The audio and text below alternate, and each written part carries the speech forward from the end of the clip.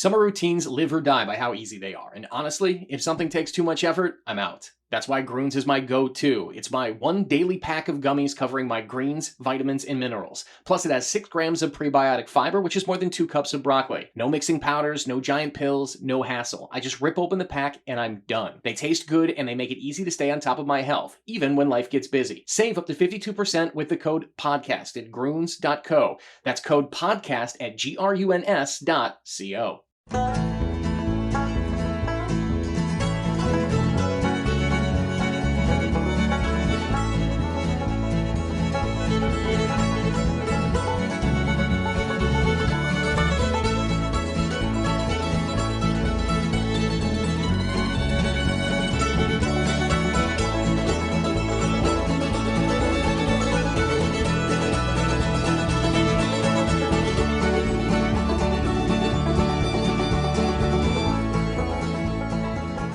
It is fascinating to see the way the different sports are handling possible returns to action. Major League Baseball might not play a season. The NBA definitely is going to try to play a season. We know football is going to try. And the NHL has, from the outside, at least from a casual fan's point of view, seems to be managing the return pretty logically. I want to talk about Gary Bettman. I want to talk about the logistics. I want to talk about the possibility that it all goes wrong. I have an example that I want to bring up to Michael Russo. This is Michael Russo. This is the Russo Hockey Show, part of the TalkNorth.com podcast network. Please subscribe to this show at your favorite podcast app, or subscribe to the whole network. We have new Gopher content. We have Meatgistics. We have all kinds of outdoor content, along with our usual Warhorse shows on the major sports around the Twin Cities. Thanks to our producer, Brandon Morton. And if you'd like to advertise with us, you can reach me at JSOUHAN@TalkNorth.com. Follow us on Twitter at TalkNorthPod. I want to start here, Michael. I'm in the South right now. Took a quick little family trip this weekend. And I get down here and I see a story that a bunch of Alabama football players got together for an informal practice, and a day later, 5 of them had tested positive for coronavirus. So my big picture question is, as these teams and the NHL try to figure out a way to get back, how much certainty do you think there is that they can really pull it off without getting everybody sick?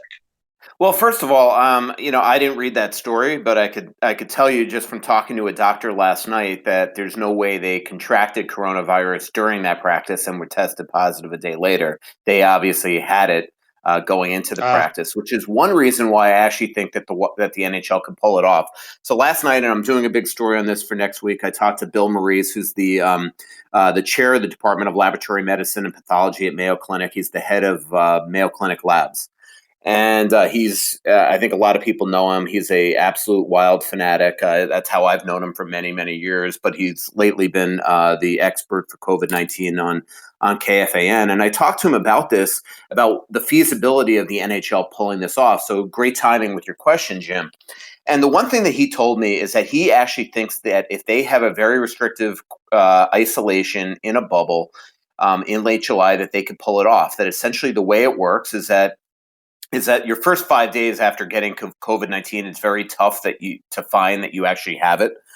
So theoretically, if you are testing every day and you quarantine for a while before starting to play hockey, and then you're testing every day, and if you are testing negative, there's a very good chance that you don't have it. And then if you restrict the bubble that these guys are in, that he thinks that you're able to basically, play this sport and get it done, without anybody getting sick. The other thing is that he said that to me is very positive, is that by 8 weeks from now, in late July, when the NHL, the NBA are pulling it off, not only will testing be less invasive, but treatments will be a lot more plentiful, a lot more that they'll be able to essentially pull somebody that's sick and treat them really well. And again, what the statistics will tell you is that the odds of a hockey player getting very, very, very sick off this is very slim to begin with, just because of their age, their athleticism, and things like that. But he said, look, nothing is foolproof.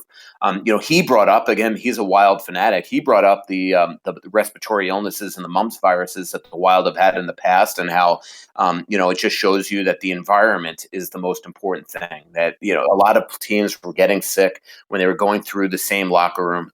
and then all of a sudden it infiltrated the locker room. So he said the most important thing is not only do you have this kind of impenetrable, mispronounce that, bubble, but also that these locker rooms, that these guys are constantly being, you know, you know, smart in the locker room, wearing masks, wearing gloves, social distancing in the locker room. He thinks that's more likely area where guys would get sick rather than actually playing the sport on the ice.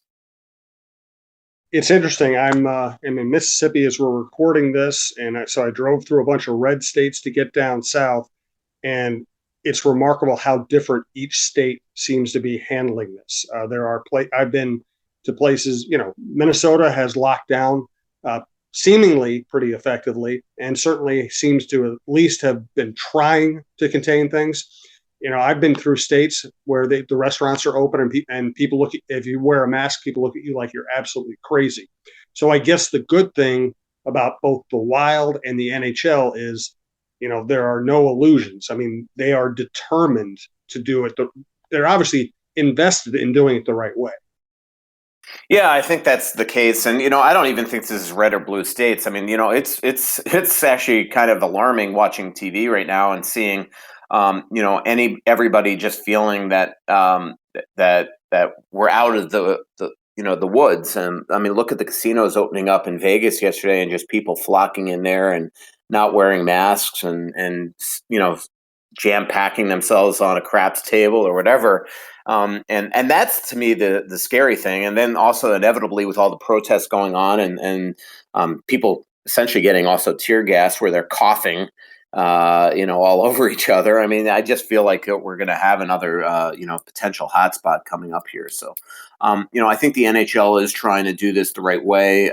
These players are not going to do this unless they are 100% convinced that it could be done safely. And I think, again, what Dr. Maurice told me yesterday that I think will be a bright spot for all these guys and a breath of fresh air is that he thinks that 8 weeks from now, it's going to be a very different world where you can pull this off very safely as long as guys are willing to commit to being smart. And that's, isolating themselves away from, society, eating with each other, wearing masks when they're at the hotel, being smart in the locker rooms and things like that. So we'll see if it gets done. I want to update that Alabama story, make sure I characterize it right. But while I'm making sure I give out good information on that, tell me about your experience with Sanford. It's been absolutely unbelievable right now. I'm down 20 pounds, and I've been doing this only a month. It has been wow. Honestly, and it's been the happiest I've been in several months because, as I think everybody knows, is that during the hockey season, I tend to just get into bad habits. I think maybe all those that beginning of the season this year when we felt like we were on the road, 40 out of 60 days and going out to dinner all the time, guzzling wine with LaPanta, eating poorly, being in press boxes, not exercising a lot, traveling. I just gained weight and as I've gotten older, it's been harder and harder to lose during the off season. So I found Profile by Sanford. It's been absolutely awesome right now. In fact, right when I get off this call, at noontime today, I'll have my weekly visit with my coach, Danette. And it's just a half hour of talking about the challenges for the week, talking about the past week. Their food is absolutely awesome. Today, I'm going actually to their building and I'm doing a Staiku body scan, which is kind of neat. That was just something that they weren't doing in office visits during the pandemic, but now they have one at a time coming to their office. And so I'll do this kind of cool body scan. And then, if you also are somebody that doesn't want to go to their office to get the food, they do free home delivery or they'll do curbside pickup. The food is absolutely awesome. And it's just, to me, what I love about it is it's kind of a personal journey and you have this coach that you don't have to reintroduce yourself every week into somebody different. They know all your challenges. And as I said, it's just been absolutely amazing so far. So I'm really enjoying it. Again, it's Profile by Sanford. It's medically designed as well. I mean, I'm sure the Sanford hospitals and things like that. So 6 Twin Cities locations. And for more information, go to profileplan.com. Again, that's profileplan.com and tell them that Russo sent you. Just so I get it right, I guess the way I said it was bunch of Alabama football players practiced and 5 tested positive the next day. It was actually that 5 tested positive, and they figured out those 5 had been part of a group of 50. So now they have to quarantine, figure out how to quarantine the 50. So I had my sequencing a little off, but you get the idea. I do want to talk about Gary Bettman because basically we have what Rob Manfred looks like a very weak commissioner, and it looks like there is a group of owners who might blow up the season because they can't get the deal they want. Adam Silver, he's not perfect, but he seems like a very effective leader who has a good relationship with players, and there's no doubt the NBA is going to give this a shot, and that the players trust their management to a certain extent. Football is different because football just is going to play no matter what. How do you think Bettman has handled this, and do you think his leadership during this time has enhanced his profile? I don't know. I mean, look, one joke I saw the other day is that they hope that fans are at the Stanley Cup final if the NHL is able to pull it off, because it would be very weird with no fans and not hearing Gary Bettman get booed. I mean, he just has that persona about him. It'll never not happen, even in city. I mean, you see even in places like Vegas, he gets booed, and here he just hand delivered them a competitive expansion hockey team. But because of the work stoppages and things like that, he's got to, fans just have this belief about him and treat him as such. The reality is, I think he's done the best that he absolutely could during this situation. This is an unprecedented situation in all of our lives. Nobody in the NHL, even me in early March, ever envisioned a time where sports would be shut down and the NHL would be shut down. I remember I did a podcast, my other podcast on The Athletic, the week of the shutdown, and I said, "Oh, they'll never play without fans in the arena." And next thing I know, the entire season is put on suspension.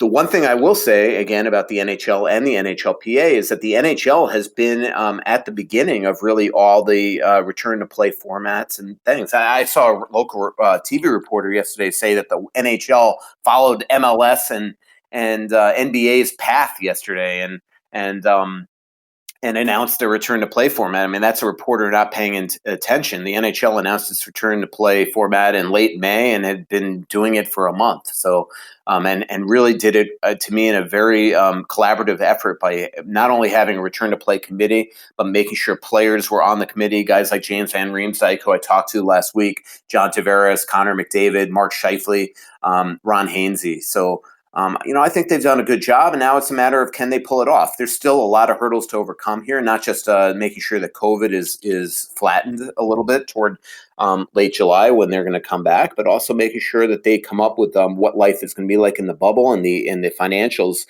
that are going to make this very tolerable for the players that they'll eventually vote this in. Remember, the one thing the players want to do is understand what the escrow will be like going forward. This has been an unbelievable damage to the business of hockey.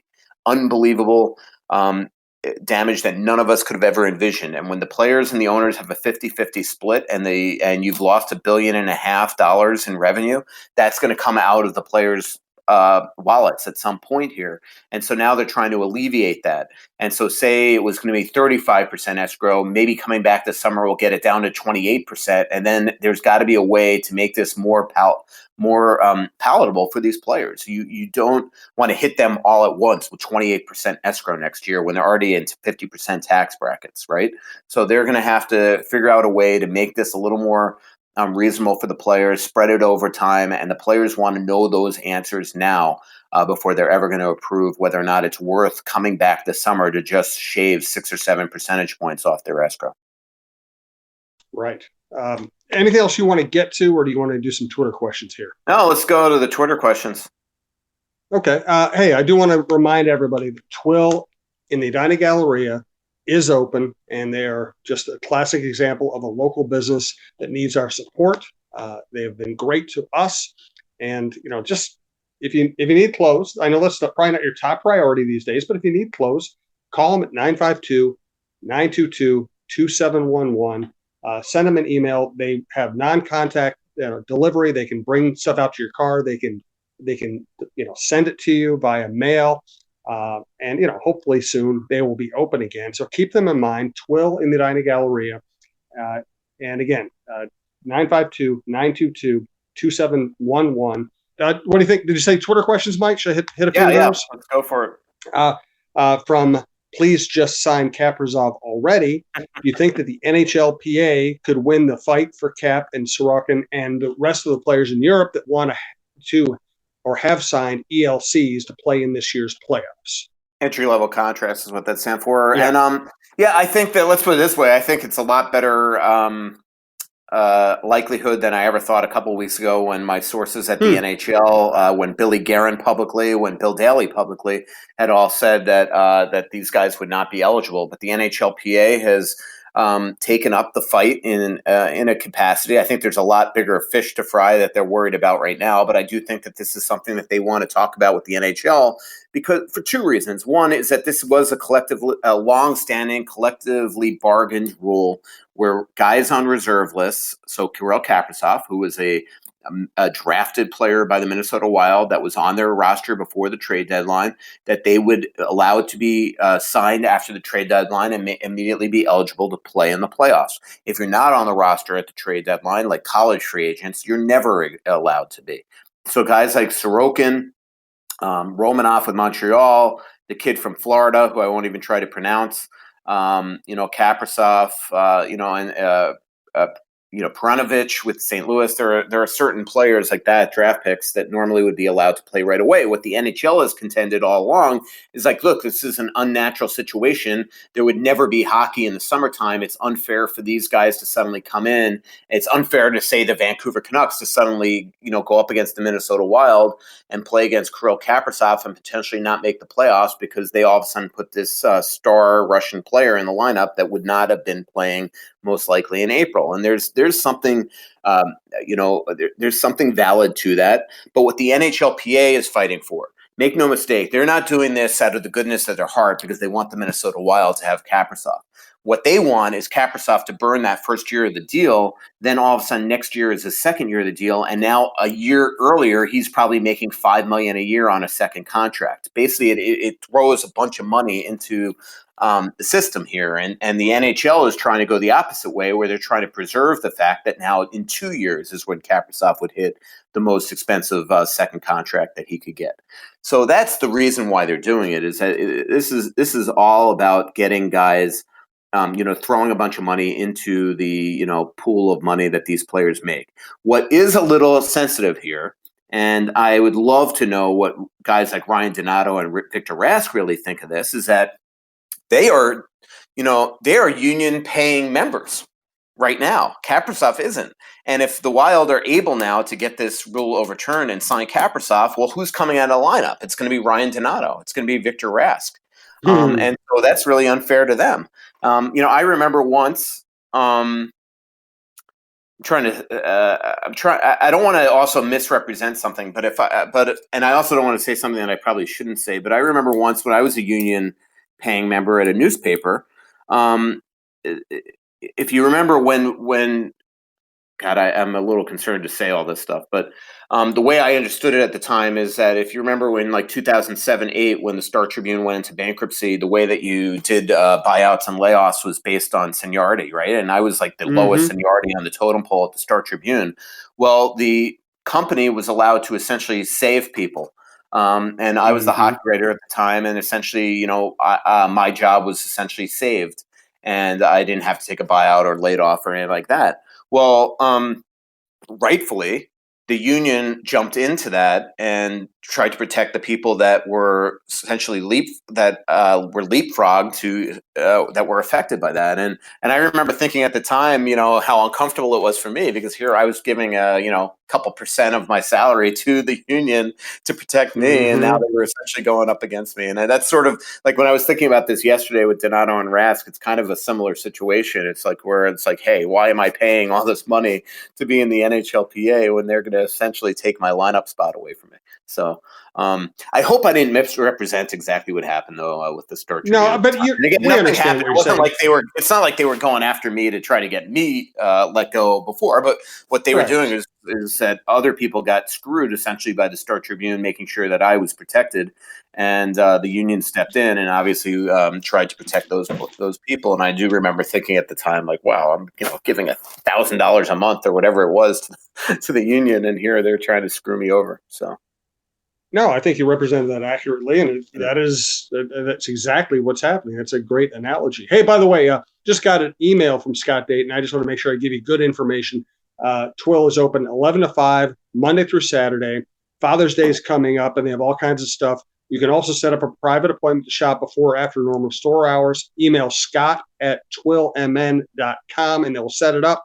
They also have the personal shopping services and curbside touchless package pickup stuff that I already mentioned. I want to make sure I got that to you. Also, thank you to our longtime sponsor, Tony Hoagland, your State Farm agent, HOAGLUND. State Farm announces the Good Neighbor Relief Program. Our auto customers will receive, on average, a 25% credit for their premium until May 31st. No policyholder action is needed. That's $2 billion in customer savings. Because now more than ever, being a good neighbor means everything.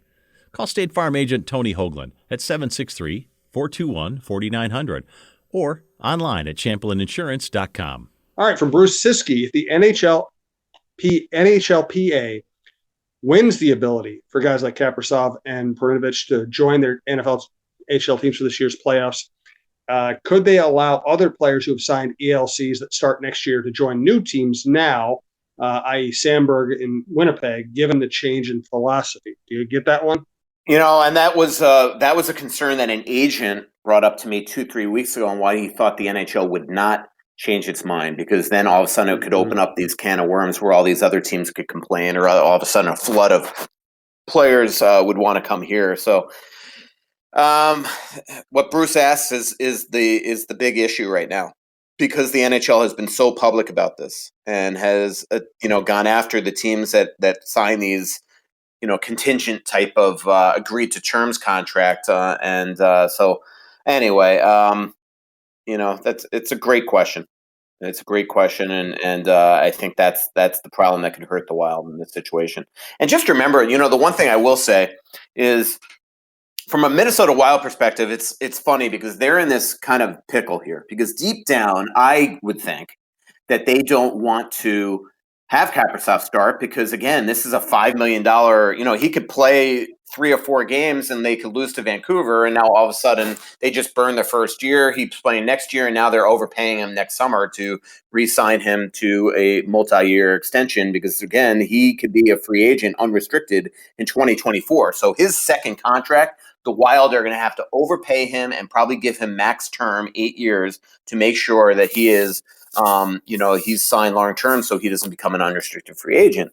So deep down, I bet you that from a business standpoint, they don't want him to sign. But from a legitimate standpoint, is that he wants to sign now. And if this is going to potentially cost them the ability to sign him in 2021, if it starts January 1st, they're just going to do whatever Kaprizov wanted. If you remember, for the longest time, Billy Guerin on the record would always tell me, we are not going to burn the first year of his deal. He's always going to start 2021. Now, this is pre-pandemic and all that stuff, so things have changed since. But remember, that was always the desire of the Minnesota Wild. And now all of a sudden, Kaprizov wants to start now. So that's why, they're willing to do whatever he wants as long as the league allows it.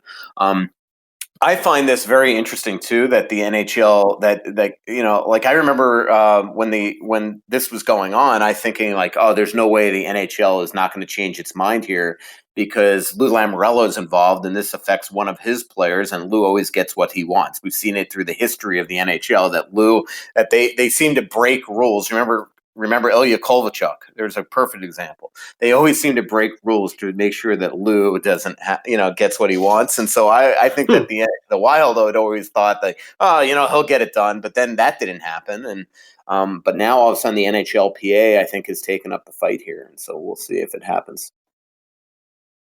From Cam one thing I will say that also did happen yesterday. So, and there was a lot of Wild fans that I think took this the wrong way. I've been reporting for months that Kirill Kaprizov has turned down contracts with CSKA Moscow and was which was showing the indication that he wants to sign here. That has not changed. I reported a gazillion times. Well, for the first time yesterday, for the first time that we've seen publicly, Moscow's president came out and said that he's trying to re-sign Sorokin, but Kaprizov has indicated that he's signing over. That is not new news.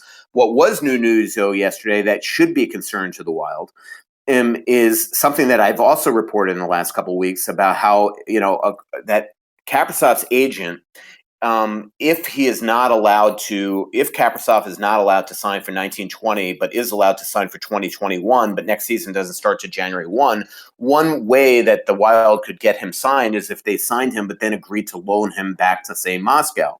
Well, I have always written that that's really dicey because how can you trust that Moscow is even going to let the kid go?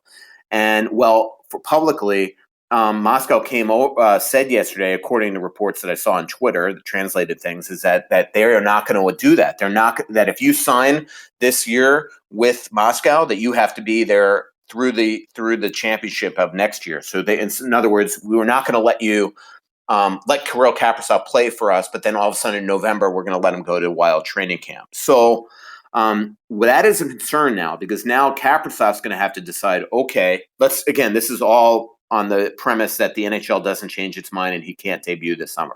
Now Kaprizov will have to decide, do I not want to play for essentially 9 months until next January?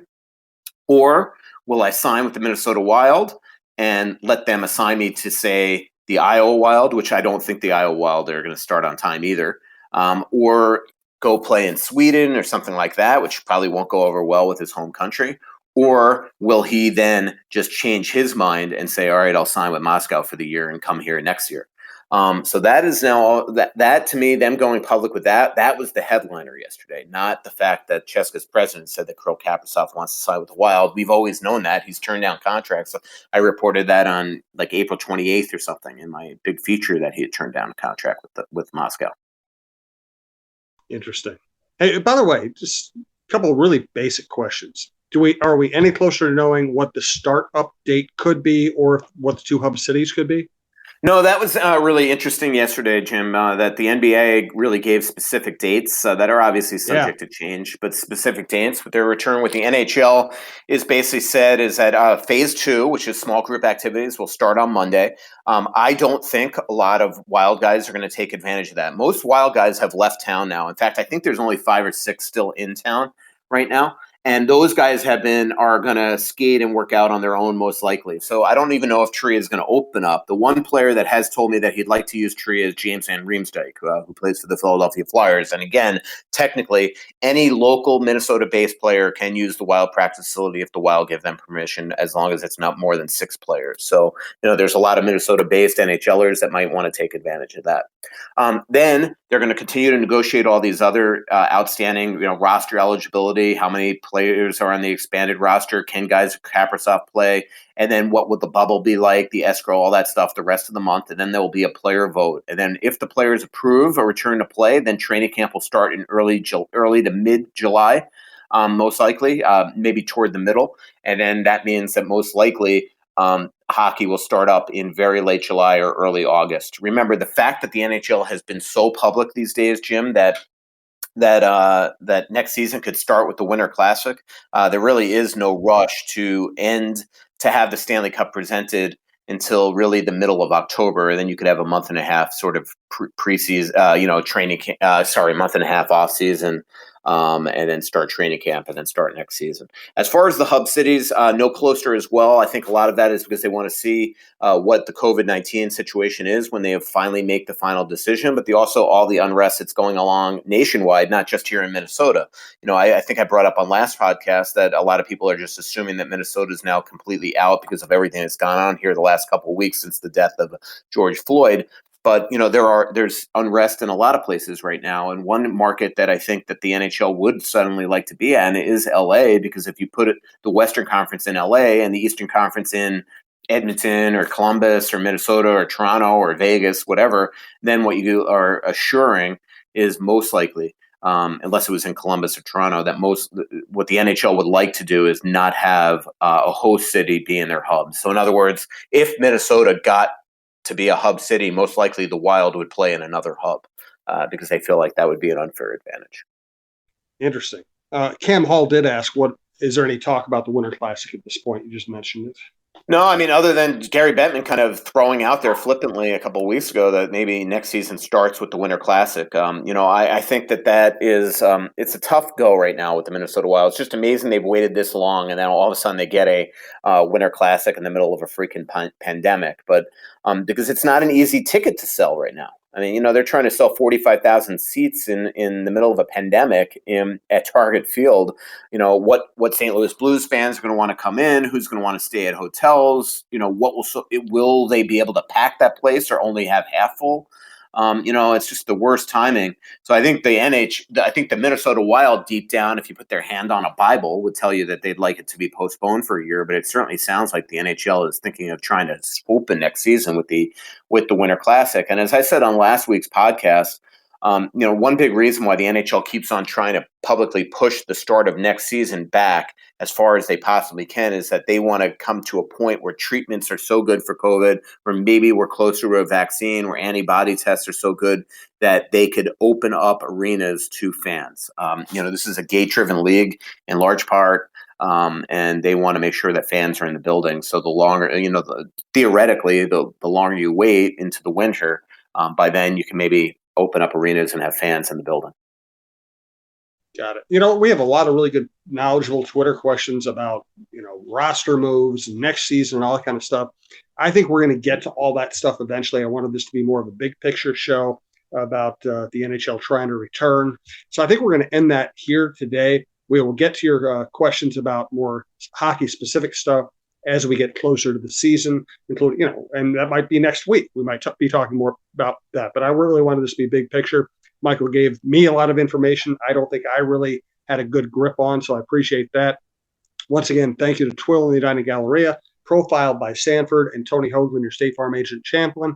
Thanks to our producer, Brandon Morton. Do you have a final thought for us, Michael, on anything? No, just the one thing I will say is Money Puck came out with their odds for the qualifying rounds today, and the Minnesota Wild is actually a favorite over the Vancouver Canucks, and I think that's fair. I really do. Yeah. I like this matchup for the Minnesota Wild. I do think the Canucks sometimes are a little overlooked. I was really impressed. That game that we were in Vancouver in late February for the father-son trip, I loved their work ethic. And that was a game that Besser did not play, but I thought JT Miller was fantastic. I thought Quinn Hughes, their rookie defenseman, was sensational. Pettersson is obviously Pettersson. They got Louis Eriksson, who's a wild killer, even though he's at this point ancient in his career. Where I like the Wild better is I like their back end much better. They're deeper. Their top four is outstanding, and then you throw in a Patterson or a Hunt or a Soucy. I like their top six. Maybe you play Kakkonen, but either way, we know that we've seen that Stalock can win games for this team. And where I think the Wild have a definite edge over the Vancouver Canucks is their bottom six. I think the Wild are very, very deep. If you have a third line centered by Yul Eriksson Ek or even an Alex Galchenyuk, and a fourth line with a Mikko Koivu and a Ryan Donato or a Ryan Hartman, I mean that's pretty freaking good. So in a 5-game series, if you could add Kaprisov to that, I absolutely think the Wild could advance to the playoffs. And so I think right now they're 60-40 odds according to moneypuck.com and 60-40 favorites, and I think that's pretty accurate. Yeah, I agree. Good stuff from Michael. Thank you. Thanks to Brandon. We will talk to you very soon. Pretty little city built on a hillside. Music in the bars and fire in the sky. We went to the beach and it was covered in ice.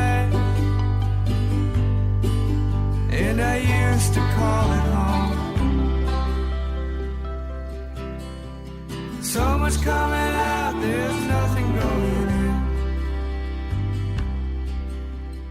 I know that you feel like you're never gonna win. Oh, but the world won't forgive a winner. Blah, blah, blah.